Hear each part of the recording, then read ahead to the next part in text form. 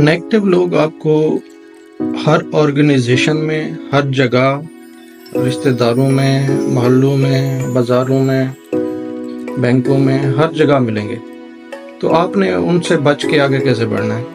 आपने उनसे बचने के लिए सिर्फ क्या करना है, आपको उनको इग्नोर करें और उनकी बातों में ना आए, क्योंकि उन्होंने ज़िंदगी में तो कुछ किया नहीं होता। तो वो ये चाह रहे होते हैं कि जैसे हमने कुछ नहीं किया तो हम दूसरों को भी कुछ नहीं करने देंगे। वो यूं ही आप किसी ऑर्गेनाइजेशन में जाएंगे तो आपको उस ऑर्गेनाइजेशन के खिलाफ बातें करेंगे, इसमें ये मसला है, इसमें ये मसला है, यहाँ पे कुछ नहीं है, आप लोग इधर सर्वाइव नहीं कर पाएंगे। लेकिन आप अगर दिल लगा के काम करेंगे तो आप कुछ ही दिनों में उनसे आगे निकल सकते हैं। तो आप उनसे आगे कैसे निकलेंगे? जब आप उनकी बातों में नहीं आएंगे, क्योंकि ये लोग हारे हुए लोग होते हैं।